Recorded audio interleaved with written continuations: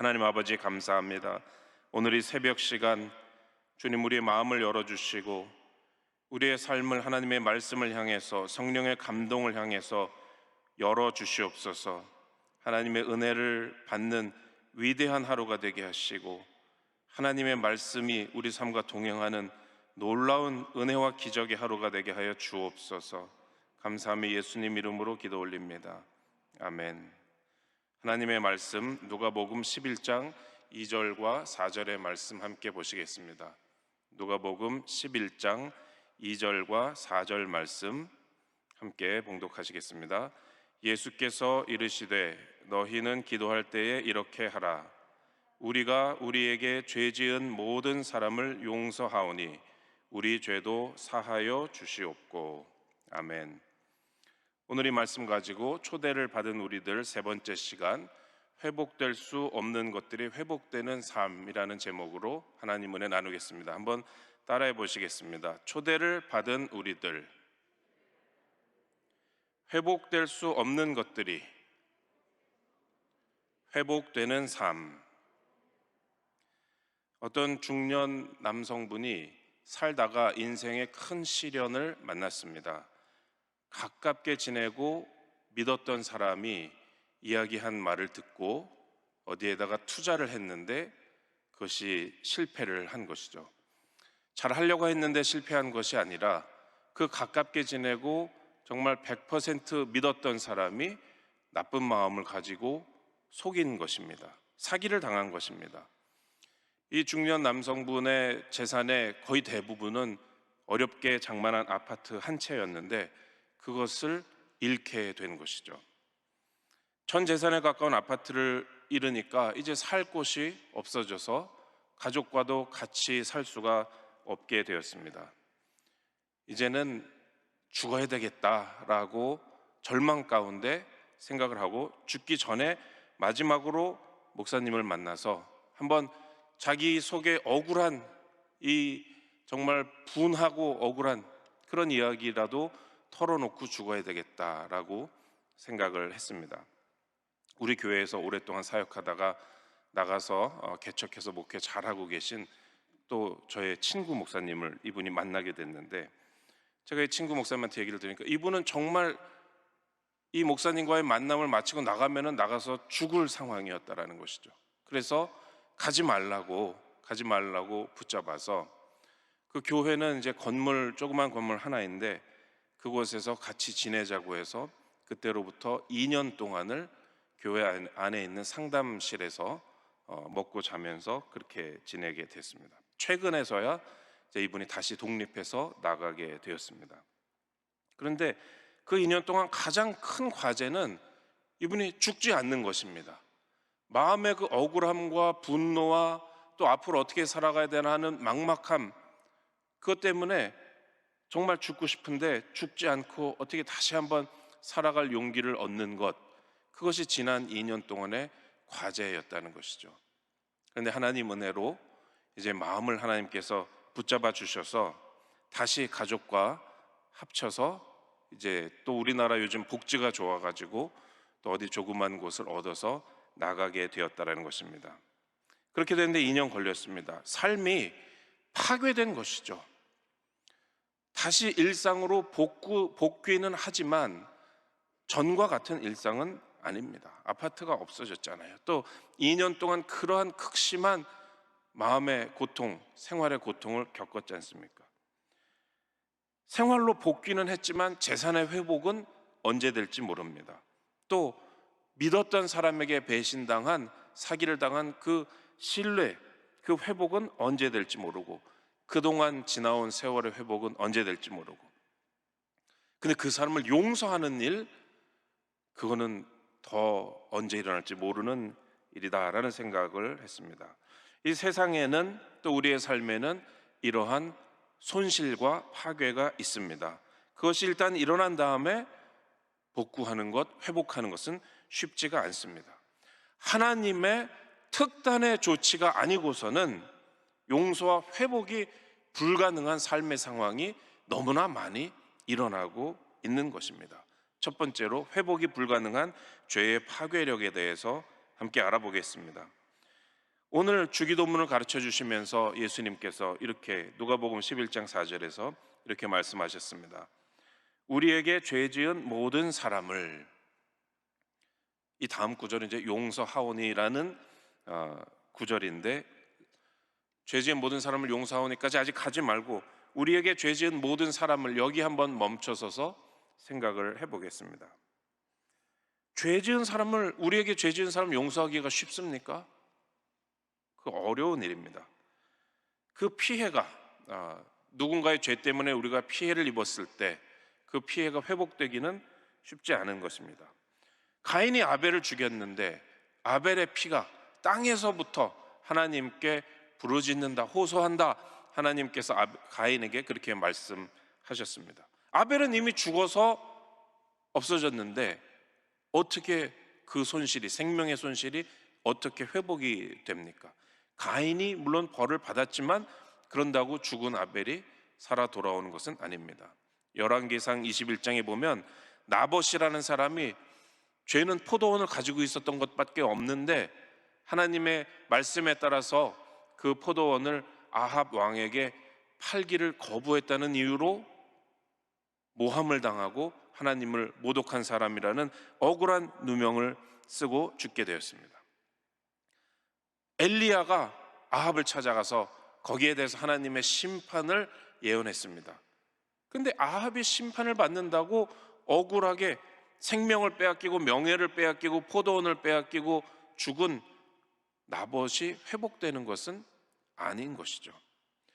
우리에게 죄 지은 모든 사람, 이 기도문에 나오는 이 사람을 생각하면 과연 우리가 살 수가 있는가? 히틀러가 600만 명의 유대인을 학살했고 김일성이 동족 상잔의 전쟁을 일으켜서 수많은, 우리나라 사람뿐만 아니라 수많은 외국인들을 죽였는데 지금도 예수 믿는다는 이유로 저 북한에서는 고문당하고 죽임을 당하고 수용소에서 태어나서 수용소에서 죽어가는 예수 믿는 북한 동포들 많은데 과연 이렇게 죄 지은 사람을 용서하는 것이 가능한 것인가? 탈북민이 이런 어떤 그 언론에서 인터뷰를 한 내용이 생각이 납니다. 지금 북한 주민의 인권을 위해서 유엔에서 북한 인권법, 또 인권 결의안 이런 것들이 올라가는데 여러 가지 이유로 잘 안 될 경우가 있잖아요. 하나님께서 그런 인권 결의안을 채택되는 걸 방해하는 사람들을 결코 그냥 두시지 않을 것이다. 천벌을 받을 것이다. 그렇게 비인간적인 대우를 받고 억압당하고 죽어가는 사람들을 돕는 결의안을 통과되는 걸 막는다. 엄청난 죄를 쌓고 있다. 이렇게 말했던 그런 언론 기사가 생각이 납니다. 과연 이 땅에서 용서와 회복이 가능하느냐? 이미 죽임당한 사람도 많은데, 여러분 우리의 삶은 어떻습니까? 우리 개인의 삶을 생각해 보아도 우리의 가족 또 우리의 개인도 이런 크고 작은 여러 가지 죄악으로 인한 피해를 당합니다. 우리가 죄를 지어서 다른 사람에게 피해를 입힐 때도 많이 있고요. 또 다른 사람이 우리에게 피해를 입힐 때가 많이 있습니다. 어떤 할머니가 어린 손자를 딸을 대신해서 돌봐주다가 그만 놀이터에서 손자가 노는데 잠깐 할머니가 한눈을 판 사이에 이 손자가 없어졌어요. 막 찾아다니는데 안 나오는 것이죠. 이 할머니 마음속에 얘를 다시 못 찾으면 나는 못 산다, 그런 마음이 드는 것입니다. 그 귀엽고 어린 손자를 딸을 대신해서 돌봐주다가 얘가 없어져가지고 얘를 못 찾으면 이 할머니가 정말 살아도 사는 게 아니겠죠. 그런 엄청난 피해와 엄청난 아픔을 겪게 되면은 거기에 대한 회복이라는 것은, 복구라는 것은 불가능하다, 이런 생각을 이제 한 것이죠. 다행히 그 애는 집에 왔더니 집에 와 있더라는 겁니다. 그래서 찾았는데 하여튼 회복이 불가능한 피해, 이미 집은 날아가 버렸는데, 이미 사람은 죽었는데 어떻게 회복이 되는가? 그래도 사람은 살아야 되겠기에 용서를 하면서 사는 삶이 또 있습니다. 그래서 예수님께서 이렇게 기도하라고 말씀하신 것입니다. 누가복음 11장 4절에 보면 우리에게 죄 지은 모든 사람을 용서하오니, 우리가 용서하겠습니다라고 아버지께, 하나님께 기도하라는 것입니다. 1915년에 저기 터키 옆에 아르메니아라는 나라가 있습니다. 아르메니아는 노아의 방주가 마지막에 다다른 아라랏 산이 있는 그 나라입니다. 그래서 오래된 기독교 국가인데요. 터키는 이슬람 국가니까 항상 갈등이 있었습니다. 1915년에 터키의 군인들이 아르메니아에 쳐들어와서 잘 살고 있는 양민들을 전부 다 집을 떠나게 하고 광야로 내몰았습니다. 끝없이 걸어가게 한 겁니다. 걸어가다가 쓰러지면은 죽고, 또 총에 맞아서 죽기도 하고, 굶주려서 죽기도 하고, 목이 말라서 죽기도 하고, 아무런 대책도 없이 수많은 사람들을 광야로 걸어 나가게 한 것이죠. 이때 150만 명의 아르메니아 사람들, 그 사람들은 날 때부터 다 크리스찬들인데 150만 명이 학살을 당한 것입니다. 그런데도 국제사회에서 아무 말도 안 했어요. 그래서 몇십 년 후에 히틀러가 유대인을 600만 명을 학살할 때 이 사건을 얘기하면서 터키 사람들이 아르메니아 사람들 150만 명을 학살했지만 국제사회에서 아무 말도 안 했다. 그러니까 유대인 학살해도 괜찮을 것이다 라고 말하면서 그런 끔찍한 범죄를 저질렀습니다. 큰 아픔이죠. 말로 형언할 수 없는 아픔이죠. 그런데 100년이 더 지난 지금 보니까 그때의 생존자들이 있습니다. 그 생존자들이 기억을 하면서 이야기를 하는데 절대로 용서 못한다는 것이죠. 우리에게 찾아와서 우리의 가족을 그렇게 죽이고 우리 민족을 그렇게 말살하려고 한 터키 사람들을 용서할 수 있느냐? 나는 못한다. 그렇게 이야기하는 100살이 훨씬 넘은 할아버지 할머니들의 모습을 보았습니다. 그런데 또 인터넷에 또 어떤 기사에 보니까 어떤 할아버지는 터키의 젊은이들을 만나가지고 용서를 해주는 거예요. 그러면서 이런 말을 합니다. 물론 저들이 우리를 찾아와서 우리를 죽이고 우리를 살지 못하게 했지만, 그러나 생각해보면 우리도 사람들이고 터키 사람들도 사람들이고, 그리고 저 젊은이들은 자기 조상들이 한 죄를 알지 못하고, 그런데 우리도 사람이고 저들도 사람인데 계속 미워하면서 서로 죽이고 싸우고, 그래서 그런 똑같은 일이 또 일어나게 할 수는 없다. 그러니까 살기 위해서 나는 저들을 용서한다. 그렇게 말하는 또 어떤 할아버지의 모습을 제가 기사에서 보았습니다. 둘 다 이해가 됩니다. 절대로 용서할 수 없다는 그 마음도 이해가 되고, 살기 위해서 용서한다라는 그 마음도 이해가 됩니다. 이거는 사실 정말 용서가 되어서 용서를 하는 것이 아니고, 그 엄청난 생명의 손실이 복구가 되거나 회복되어서가 아니고, 그냥 더 큰 파괴를, 더 많은 죽음을 막기 위해서 울면서 용서하는 것이죠. 회복과 복구가 없는 용서, 생존을 위한 용서, 이것이 이 땅에서 우리가 보통 얻는 최선입니다. 어떤 유행가 가사에 그런 말도 있더라고요. 너를 용서 안으니 내가 괴로워 안 되겠다. 나의 용서는 너를 잇는 것. 이런 가사도 있습니다. 우리가 살기 위해서 용서하는 것이죠. 그러나 진정한 용서, 정말 잘못이, 죄가, 악이 이제 완전히 복구가 되고 그것이 해결이 되는 그런 진정한 용서와 회복은 어떻게 일어나는 것인가? 언제 일어나는 것인가? 이것은 사람이 할 수 있는 것이 아니다라는 것이죠. 모든 일에는 대가가 따릅니다.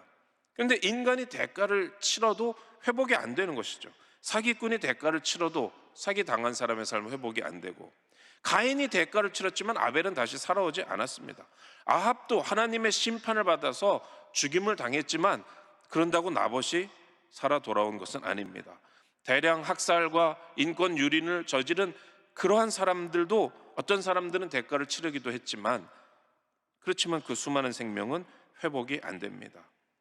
그래서 우리가 진정한 용서 회복을 바라본다면 여기서 우리는 하나님의 말씀을 믿어야 되고 예수님의 십자가를 믿어야 됩니다. 예수님께서 뭐라 그러셨습니까? 사람으로서는 할 수 없으되 하나님으로서는 다 하실 수 있느니라. 이렇게 불가능한 용서와 회복되지 않는 것들이 회복되는 그 소망의 미래도 우리가 사람으로서는 상상할 수 없지만 예수님의 십자가를 통해서 이루어지는 것입니다. 그래서 우리 삶의 용서와 회복의 유일한 희망은 예수님께 있습니다. 하나님의 아들이 이 땅에 오셔서 아무 죄도 없이 죄 지은 우리를 대신해서 피를 흘리셨기 때문에 그것을 믿는 우리의 믿음 안에서만 진정한 용서와 회복의 희망이 있는 것입니다. 히브리서 9장 22절에 보면 율법을 따라 거의 모든 물건이 피로써 정결하게 되나니 피 흘림이 없은즉 사함이 없느니라 말씀하셨습니다. 용서가 그냥 되는 것이 아닙니다. 피 흘림이 있어야 죄 용서가 된다는 엄중한 하나님의 말씀입니다.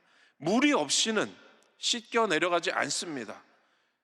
불로 태우지 않고서는 불순물들이 태워지지 않습니다. 바깥에서 공기가 들어오지 않으면 방은 환기되지 않는 것이죠. 마찬가지로 예수님의 보혈에 씻어주심이 없으면 죄 사함이라는 것은 없고, 성령의 불이 우리에게 오지 않으면 인간 사이에 진정한 용서와 회복은 없는 것입니다. 대가가 있어야 됩니다. 있을 수밖에 없습니다. 이것저것 다 없는 것으로 치자, 이렇게 되지 않는다라는 것이죠. 그래서 그 피 흘리는 자리에, 대가를 치르는 자리에 우리 예수님이 대신 오셔서 십자가에 달리신 것입니다. 갈라디아서 3장 13절에 보니까 그리스도께서 우리를 위하여 저주를 받은 바 되사 율법의 저주에서 우리를 속량하셨으니 기록된 바 나무에 달린 자마다 저주 아래 있는 자라 하였습니다. 왜 예수님이 저주를 받으십니까? 우리의 용서와 회복을 위해서. 그래서 여기서 우리를 속량하셨다 그러는데, 속량이라는 것은 다시 양민으로 만들다라는 것입니다. 예를 들어서 죄를 짓거나 빚을 져가지고 양민이 노비가 되고 노예가 되고 그런 제도가 조선시대에도 있었습니다. 그것을 다시 빚을 갚는다든지 아니면은 죄를 상쇄할 만한 어떤 공을 세우면 다시금 양민으로 만들어준다. 그때 쓰는 용어가 속량입니다. 예수님께서 십자가에서 죽으심으로써 사람의 죄와 악이 이 세상을 망쳐놓고 인간관계를 망쳐놨지만 예수님께서 회복을 가능하게 해주신 것입니다. 갈라디아 3장 14절에 보니까 이는 그리스도 예수 안에서 아브라함의 복이 이방인에게 미치게 하고 또 우리로 하여금 믿음으로 말미암아 성령의 약속을 받게 하려 함이라. 복이 그냥 오는 것이 아닙니다. 복을 아무나 받는 것이 아닙니다. 예수님의 피 흘림으로써 용서와 복이 오는 것입니다. 둘째로 용서와 회복의 소망에 대해서 우리 한번 살펴보겠습니다. 그래서 누가복음 11장 4절에 보면 예수님께서 이렇게 기도하라고 가르쳐 주십니다. 우리에게 죄 지은 모든 사람을 용서하오니 우리 죄도 사하여 주시옵고. 원래는 안 되는 것인데, 사람이 용서한다고 뭐가 해결되는 것이 아닌데 예수님의 십자가가 있기 때문에 우리도 우리에게 죄 지은 사람을 용서하고 또 우리의 죄에 대해서도 아버지 하나님께 사하여 달라고 기도하는 것입니다. 예수님의 십자가가 없으면 아무리 용서해 달라고 해도 되지 않는 것이죠. 그러나 예수님을 통해서 진정한 용서와 회복의 희망을 하나님께서 우리에게 주셨습니다. 그리고 완전한 회복은 이제 마지막 최후의 하나님의 나라가 이 땅에 임할 때에 계시록에서 말하는 그 종말에 이제 완성이 되는 것입니다. 계시록 21장 3절에 보니까 내가 들으니 보좌에서 큰 음성이 나서 이르되 보라, 하나님의 장막이 사람들과 함께 있음에 하나님이 그들과 함께 계시리니 그들은 하나님의 백성이 되고 하나님은 친히 그들과 함께 계셔서. 우리끼리는 안 되는 것이죠. 사람끼리 장막을 치고 아무리 살아봐도 상처만 주고받을 뿐입니다. 그러나 계시록 21장에 보니까 마지막 소망은 이제 하나님의 장막이 사람들과 함께 있고 하나님이 우리와 함께 사실 때, 사람이 마지막에 이제 하나님과 함께 살게 될 때에, 그때에 이제는 모든 것이 회복되는 것입니다. 그래서 우리는 기도해야 됩니다. 하나님, 우리에게 오셔서 우리와 함께 거하시옵소서. 나에게 오셔서 나의 삶에 함께 해 주시옵소서.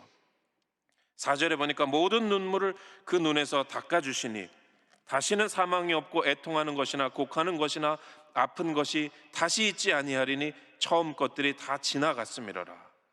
하나님 우리에게 우리의 눈물을 닦아주시고 아픔이 없게 하시옵소서.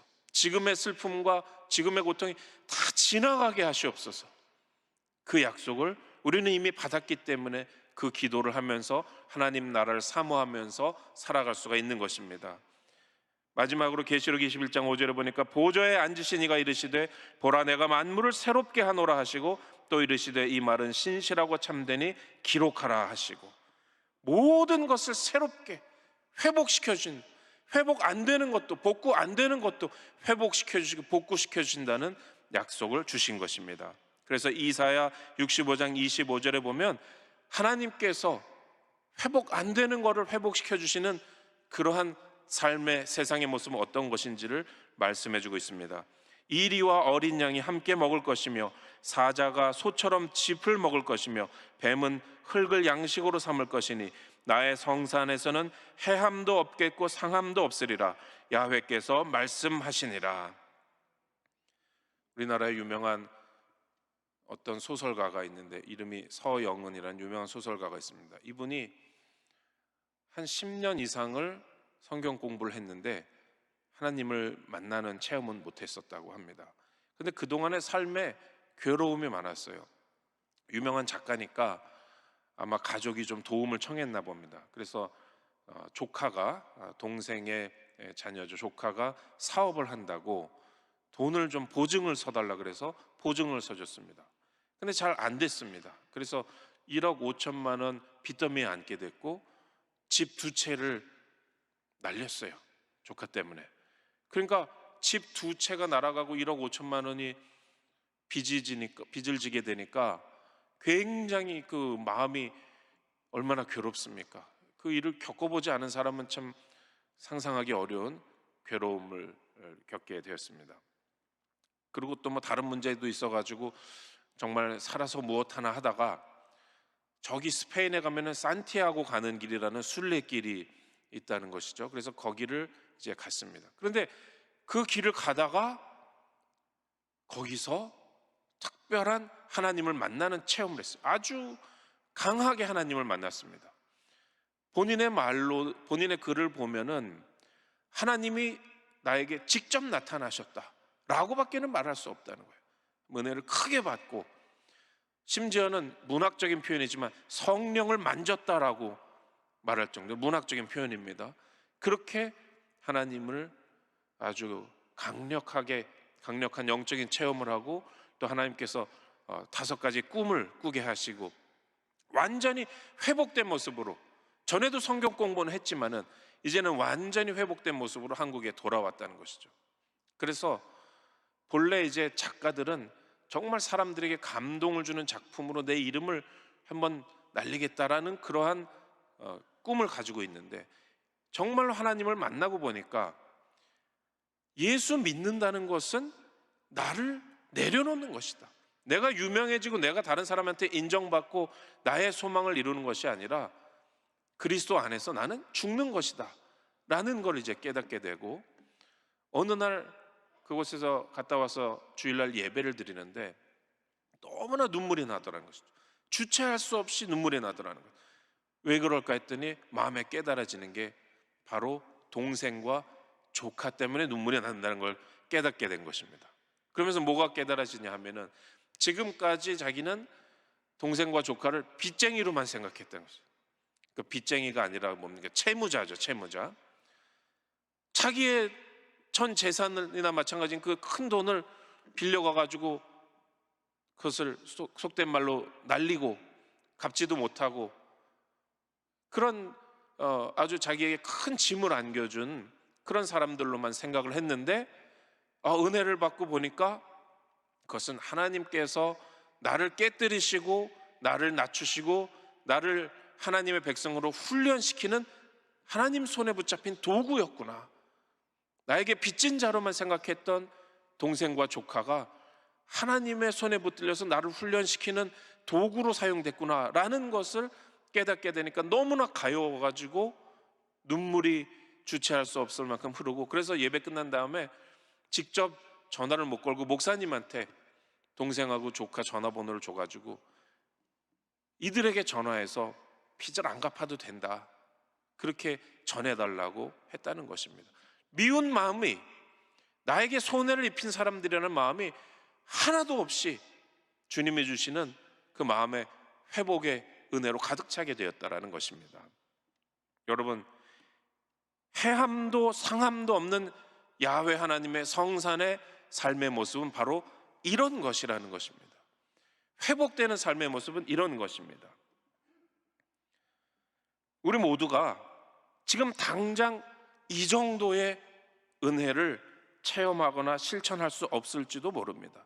지금 당장 우리가 우리에게 빚진 사람, 우리에게 잘못된 사람을 이렇게 용서해주고 이렇게 품어줄 수 없을지도 모릅니다. 그러나 이러한 것이 하나님께서 우리에게 마지막 회복시켜 주시는 모습임을 우리는 말씀을 통해서 믿을 수가 있습니다. 그래서 하나님의 성산에서 이루어지는 일을 미리 보여주는 은혜로운 하나의 간증이라는 것은 틀림이 없는 것입니다. 말씀을 맺겠습니다. 세상에는 죄가 있고 악이 있습니다. 또한 다른 사람의 죄와 악뿐만 아니라 우리 자신의 죄와 악이 있습니다.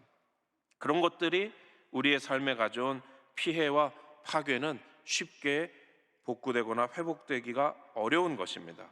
진정한 용서와 회복은 사람들끼리의 인간 사회에서의 미덕으로, 실용적인 목적으로 이루어지는 것이 아닙니다. 그것은 흠없고 점없는 어린 양 예수님의 보혈을 통해서만 가능한 것입니다.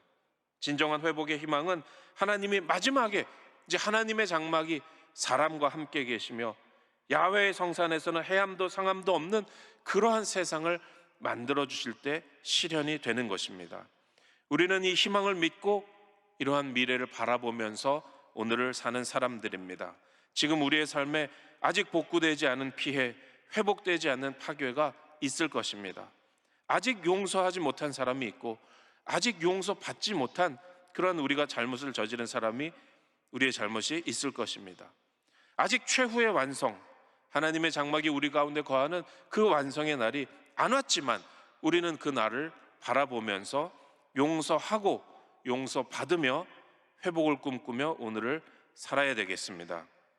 용서받을 수 없는 사람을 용서하시는 하나님의 은혜, 그리고 용서하게 하시는 하나님의 은혜, 회복될 수 없는 것들을 회복되게 하시는 하나님의 은혜, 또 이 세상을 변화시키고 우리의 삶을 새롭게 하시는 그 성령의 역사에 우리의 삶을 맡기며 사는 우리가 되기를 주님의 이름으로 축원합니다. 기도하겠습니다. 하나님 아버지, 감사합니다. 이 세상에 죄와 악이 많고 참 죽을 일이 쌓여 있는 이 세상에 살면서 주님, 우리 자신을 위해서 때로는 용서하고 용서받으며 살아왔습니다. 때로는 용서하지 못하고 아픔 가운데 신음하며 살고 있습니다. 주님, 오늘 다시 한번 피 흘림이 없이는 죄 사함이 없는데 우리 예수님께서 저주를 받고 십자가에 죽으심으로써 우리에게 속량의 은혜를 주시고 회복시켜 주신 것을 믿고 바라보게 하여 주시옵소서. 예수님의 십자가 보혈을 통해서 우리는 최후의 승리의 회복도 있음을 알게 되었고 그 약속을 믿게 되었습니다. 하나님, 해함도 상함도 없는 하나님 나라의 삶을 오늘 꿈꾸고 바라보면서 용서하고 용서받으며 사는 우리의 삶이 되게 하여 주옵소서. 우리에게 죄 지은 자를 용서하오니 우리의 죄도 사하여 주시옵소서. 이러한 은혜가 우리 삶에 있게 하시고, 하나님 또한 주님의 전에 나올 때에 예물 가지고 나온 손길들, 그 삶에 축복하셔서 진정한 용서와 회복과 희망이 있는 삶이 되도록 주님 붙잡아 주시옵소서. 감사하며 예수님 이름으로 기도 올립니다. 아멘. 하늘에 계신 우리 아버지여, 이름이 거룩히 여김을 받으시오며 나라가 임하시오며 뜻이 하늘에서 이루어진 것 같이 땅에서도 이루어지이다. 오늘 우리에게 일용할 양식을 주시옵고 우리가 우리에게 죄 지은 자를 사하여 준 것 같이 우리 죄를 사하여 주시옵고 우리를 시험에 들게 하지 마시옵고 다만 악에서 구하시옵소서. 나라와 권세와 영광이 아버지께 영원히 있사옵나이다. 아멘.